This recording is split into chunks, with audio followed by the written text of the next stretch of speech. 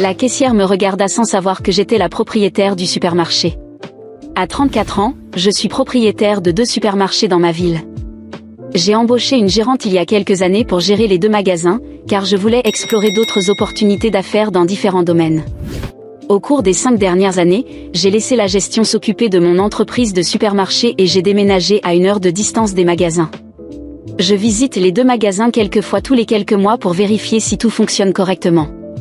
Parfois, l'équipe de gestion est surprise de me voir simplement me promener ou vérifier les produits périmés. L'année dernière, j'ai eu un projet majeur qui a pris tout mon temps, donc je n'ai pas pu vérifier les magasins personnellement. À un moment donné, l'une de mes associées et moi avons eu une réunion près de l'un de mes magasins. Je lui ai dit que j'étais la propriétaire de ce magasin, et elle m'a demandé comment il allait. J'ai répondu que j'avais embauché une excellente gérante qui s'occupe de tout et m'envoie des rapports mensuels ainsi que des mises à jour sur les décisions qu'elle prend. Après la réunion, j'ai demandé à mon associé si elle voulait manger des sushis, car mon marché vendait des sushis et il pouvait même en préparer des frais selon sa préférence. Elle a accepté, et nous sommes entrés toutes les 2. En entrant dans le supermarché, j'ai remarqué plusieurs nouvelles têtes parmi les employés et que certaines étagères avaient été déplacées. Je n'étais pas surprise, étant donné que je n'étais pas venue depuis un moment. Nous sommes allés au comptoir de sushis, et j'étais fière de voir que tout autour de moi était bien organisé. Il était clair que mon magasin maintenait ses normes élevées, et je prévoyais de dire à l'équipe de gestion à quel point le magasin se portait bien en mon absence. Alors que nous étions dans la file, mon associé et moi avons entendu beaucoup de cris venant d'une caisse proche. La caissière était en pleine dispute animée avec un client. Mon associé et moi avons détourné notre attention vers le comptoir de sushis, où c'était notre tour de passer commande. J'ai reconnu le chef des sushis, car c'était moi qui l'avais embauché à l'époque, et il m'a salué chaleureusement. J'ai eu une brève conversation avec lui et lui ai dit ce que mon associé et moi voulions. Il acquiesça et dit qu'il allait commencer à préparer nos sushis. Je lui ai dit que nous allions prendre quelques boissons et revenir, et il acquiesça en disant que tout serait prêt d'ici là. Quand nous sommes revenus au comptoir de sushis, la même caissière qui était en pleine dispute avec le client précédent s'est approchée de nous. « Désolé, mais vous ne pouvez pas consommer ça ici sans payer d'abord. » « C'est la politique du magasin, dit-elle d'un ton sévère. Je lui ai répondu que nous ne comptions pas consommer sur place et que nous allions payer. Elle nous a regardés avec méfiance et a dit « Je voulais juste m'assurer que vous n'étiez pas en train de voler ou quelque chose comme ça. »« Je vais garder un œil sur vous, dit-elle, sur un ton qui ressemblait plus à une accusation. » Mon associé m'a regardé et a commencé à rire, et soudain, je me suis senti gênée. Ma propre employée était en train de m'accuser de vol devant mon associé. J'ai pris une grande inspiration, essayant de garder mon calme, mais ce mélange de honte et de colère commençait à monter, et il était difficile d'ignorer le sentiment d'être méprisé dans mon propre magasin. La caissière avait clairement adopté une posture autoritaire, nous regardant, moi et mon associé, comme si nous étions 2 criminels potentiels. Mon associé ria encore doucement, et je ne savais pas si j'étais plus agacée par l'attitude de l'employé ou par la façon dont elle semblait s'amuser de la situation.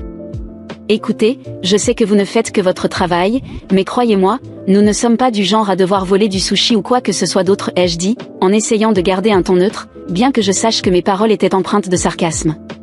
Elle m'a regardé, haussé un sourcil, et avec un air de supériorité, elle a répondu, « Peu importe qui vous êtes, tout le monde doit suivre les règles du magasin. Si vous ne voulez pas être surveillé, vous devriez peut-être respecter la politique comme tout le monde. » Ma patience atteignait sa limite. J'ai regardé mon associé, qui, cette fois, avait cessé de rire et me fixait avec un regard de « Tu vas laisser passer ça ?» Je pouvais sentir la tension dans l'air. « Très bien, allons payer tout de suite » ai-je dit, me dirigeant déjà vers la caisse avec les boissons à la main. Mais, à ma grande surprise, l'employée a insisté pour nous suivre, littéralement collée à nos pas, comme si elle croyait vraiment que nous allions cacher quelque chose dans nos poches dès qu'elle aurait le dos tourné. Nous sommes arrivés à la caisse et avons posé nos boissons sur le tapis roulant. La caissière s'est placée derrière le comptoir, et avec un air hautain, a scanné les articles. « Cela fait 15 €, a-t-elle dit, sans même me regarder. J'ai payé, sans faire de bruit, et j'ai remercié, en maintenant une façade de calme. Mais à l'intérieur, j'étais bouillonnante. J'ai décidé de lui donner une dernière chance pour voir jusqu'où elle irait. Nous nous sommes dirigés vers le comptoir de sushis, et le chef nous tendait déjà le plateau avec un sourire amical. « Voici votre commande, toute fraîche comme d'habitude, dit-il, visiblement satisfait de voir un visage familier. » La caissière, qui ne nous avait pas lâchés d'une semelle, s'est encore une fois approchée, cette fois les bras croisés. « Maintenant que vous avez payé les boissons, qu'est-ce que c'est que ça? Elle a pointé le sushi comme si elle avait découvert une grande arnaque. Vous devez payer ça aussi, avant de consommer. J'ai fermé les yeux un instant. C'était la goutte d'eau. Ma chère, ai-je commencé, cette fois avec une voix ferme, sais-tu à qui tu parles? Elle m'a regardé de haut en bas, sans dissimuler son mépris. À deux clientes qui doivent payer comme tout le monde. Non, tu parles à la propriétaire de ce magasin. Je suis la propriétaire de ce supermarché, franchement, je suis très déçue de la manière dont tu traites les clients. Plus particulièrement, la façon dont tu me traites. Son visage est devenu livide immédiatement, mais pour une raison quelconque, au lieu de s'excuser, elle a fait quelque chose qui m'a encore plus surprise. Elle a fait un pas en avant, et avec un regard défiant, elle a dit, « Propriétaire du magasin ? Vous ? Ne me faites pas rire. Si vous étiez la propriétaire, vous sauriez que personne ne peut circuler ici sans payer d'abord. Mais il semble que vous vous croyez au-dessus des règles. Vous savez quoi ? Je pense que vous inventez cette histoire pour ne pas avoir à payer. » Mon associé, qui jusque-là avait gardé son sérieux, a éclaté de rire, manquant de s'étouffer. Elle pense que tu fais semblant d'être la propriétaire. C'est incroyable. Mais je ne trouvais plus cela amusant. Pas cette fois. J'ai pris une grande inspiration et je me suis approchée de la caissière, mon visage à quelques centimètres du sien. Tu penses que je mens ? Voyons ça. Sans perdre de temps, j'ai sorti mon téléphone de ma poche, cherché le numéro de la gérante du magasin et j'ai appelé, devant elle. La caissière commençait à se tortiller mal à l'aise, mais elle semblait toujours déterminée à maintenir son attitude arrogante. « Salut, Patricia » ai-je dit dès que la gérante a répondu. « Peux-tu venir au comptoir de sushi, s'il te plaît ? Nous avons une situation ici. » Moins de 2 minutes plus tard, Patricia est apparue, visiblement surprise de me voir. « Madame Silva. Je ne savais pas que vous étiez dans le magasin aujourd'hui. Que se passe-t-il ? » Avant que je puisse répondre, la caissière a commencé à bafouiller. « Patricia, cette dame prétend être la propriétaire du magasin, mais je ne l'ai pas reconnue. J'ai pensé qu'elle essayait de contourner les règles et de ne pas payer pour les produits. » Patricia a regardé la caissière avec une expression mêlée de confusion et de stupéfaction. « C'est la propriétaire du magasin, » a dit Patricia, son visage devenant rouge de honte. « Elle est la propriétaire des 2 magasins.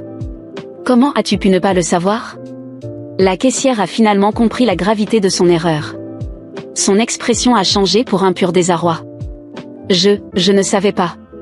J'ai cru que c'était une cliente comme les autres.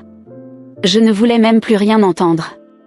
Patricia, nous allons régler cela en privé, ai-je dit, en montrant du doigt le bureau. Mon associé riait encore lorsque Patricia et moi avons marché jusqu'à la salle des employés, laissant la caissière, mortifiée, derrière nous.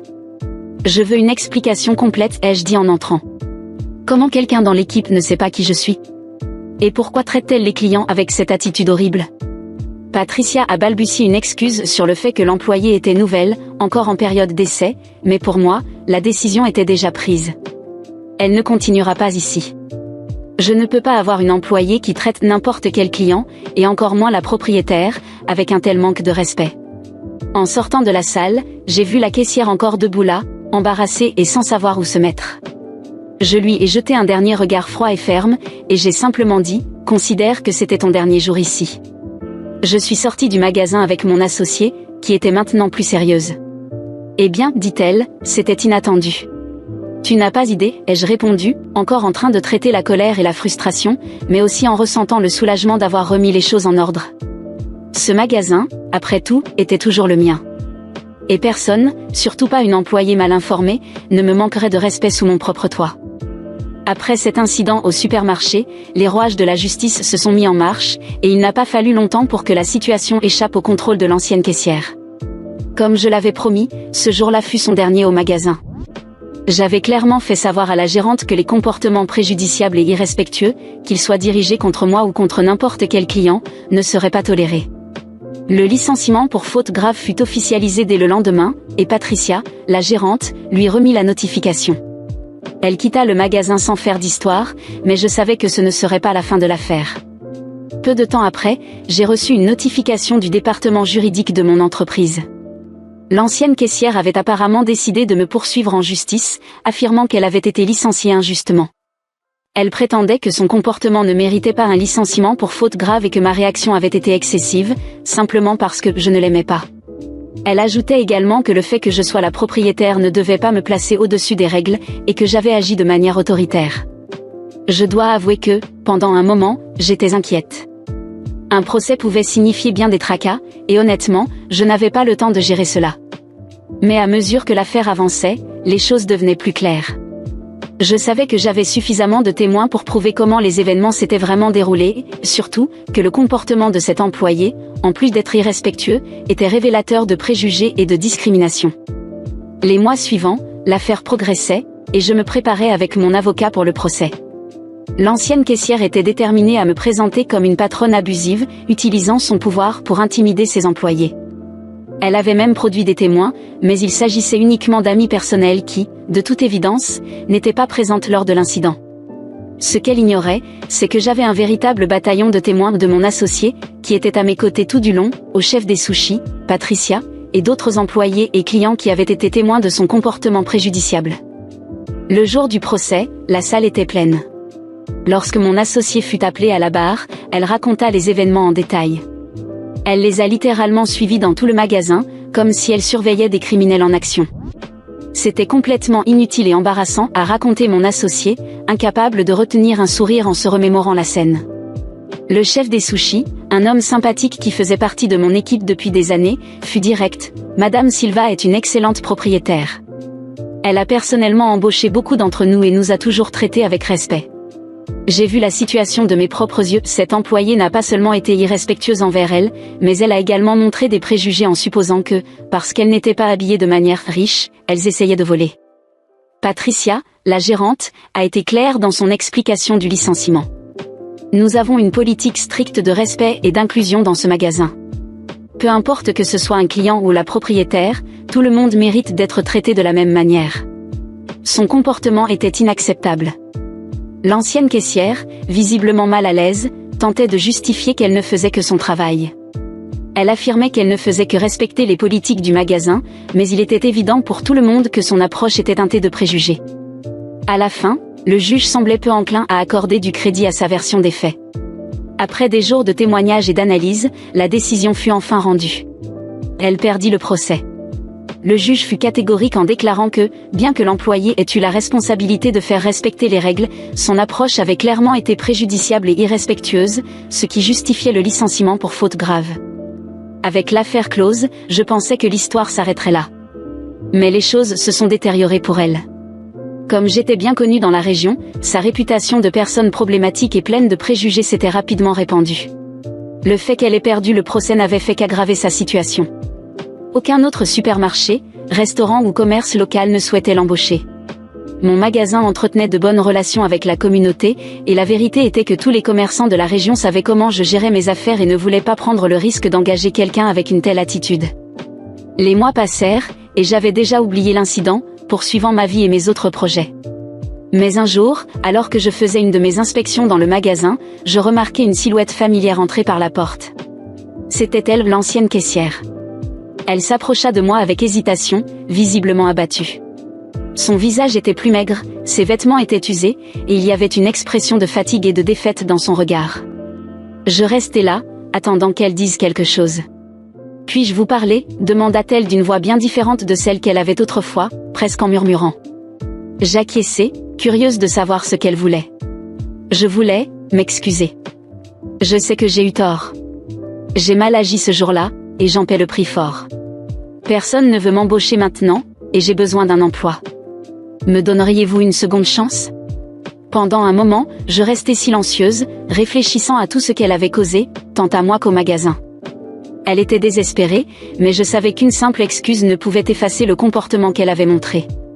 Finalement, je pris la parole, gardant un ton ferme, mais sans être rude. Écoutez, je comprends que vous soyez dans une situation difficile, et c'est bien que vous reconnaissiez vos erreurs. Mais ici, dans mon magasin, nous avons une valeur très importante, le respect. Le respect de tous, qu'ils soient clients, employés ou propriétaires.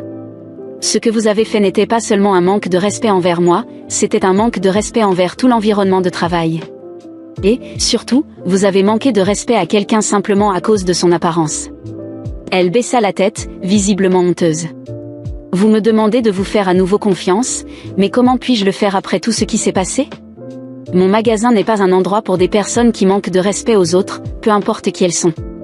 Je veux un environnement où tout le monde est traité avec égalité et dignité, et malheureusement, vous avez déjà montré que vous ne partagez pas ces valeurs. Elle resta silencieuse pendant un long moment, et je pouvais voir que ma réponse l'avait profondément touchée. Finalement, elle poussa un soupir, acceptant la réalité.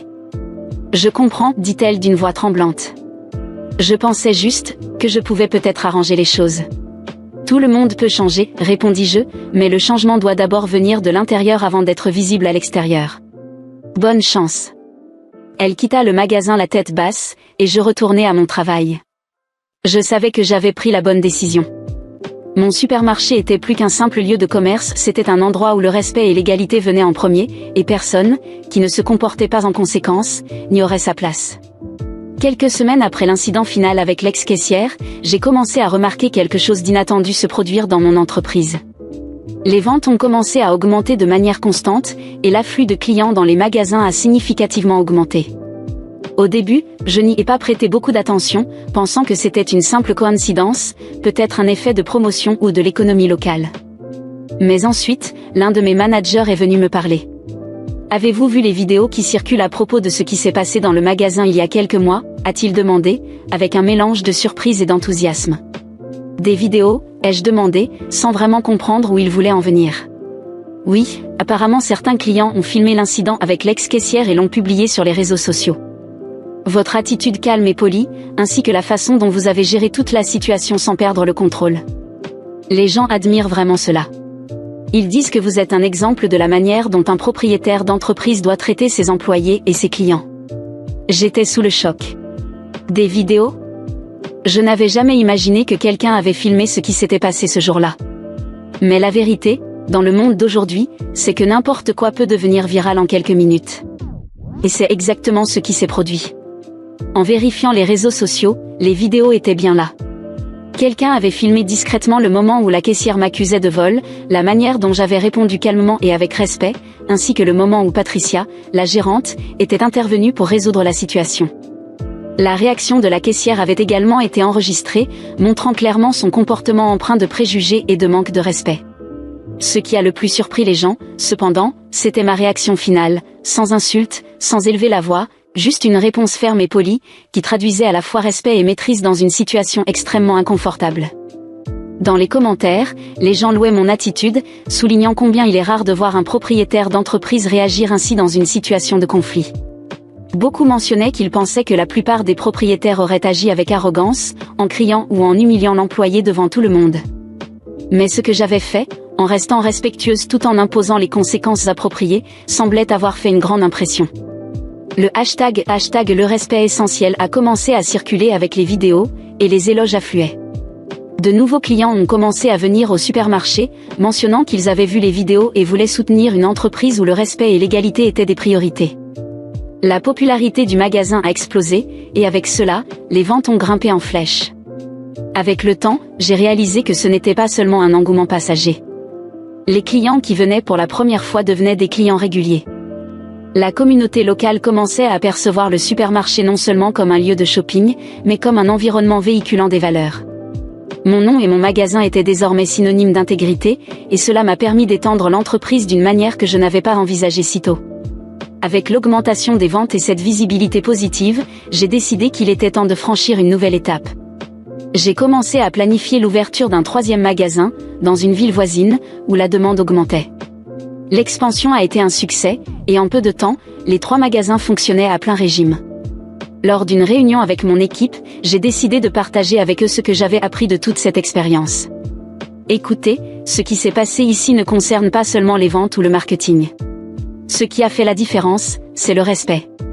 Respecter chaque personne, peu importe qui elle est, quelle est sa condition, que ce soit un client ou un employé, c'est ce qui définit notre succès. Quand nous traitons les autres avec dignité, cela se reflète directement dans notre entreprise. Tout le monde dans la salle a approuvé. Ce qui avait commencé comme un incident malheureux avec une employée pleine de préjugés s'était transformé en une leçon puissante sur la manière dont notre comportement envers les autres peut profondément impacter notre travail et notre vie. Quelques mois plus tard, j'ai été invitée à donner une conférence locale sur le leadership et l'entrepreneuriat, où j'ai partagé l'histoire de mon entreprise et tout ce qui s'était passé. À la fin de la conférence, j'ai transmis un message clair. J'ai appris que peu importe la taille de votre entreprise ou jusqu'où vous grandissez, le respect doit être la base de tout. Être respectueux envers chaque personne, indépendamment de sa condition ou de sa position, est essentiel. Cela ne crée pas seulement un environnement de travail sain, mais forge également une véritable connexion avec la communauté. Au final, ce qui compte, ce n'est pas seulement ce que nous vendons, mais comment nous traitons les gens. Et c'est cela, mes amis, qui fait prospérer une entreprise. L'impact de mon histoire a été significatif, et de nombreuses personnes sont reparties de là inspirées à appliquer les mêmes principes dans leurs propres entreprises et vies. Le supermarché a continué à croître, et l'ambiance au sein des magasins reflétait ses valeurs fondamentales de respect et d'inclusion. Quant à l'ex-caissière, je ne l'ai jamais revue. J'ai appris, par d'autres personnes, qu'elle avait eu du mal à trouver un autre emploi dans la région. La nouvelle de ce qui s'était passé au supermarché s'était répandue, et personne ne voulait prendre le risque d'employer quelqu'un avec une telle attitude. Elle n'est jamais revenue demander son emploi, et je crois qu'elle a peut-être appris une leçon précieuse sur les conséquences des préjugés et du manque de respect. Pendant ce temps, mon entreprise a continué à prospérer, non seulement en termes de chiffres, mais en termes de valeurs. Et pour moi, c'était le plus grand succès que je pouvais atteindre.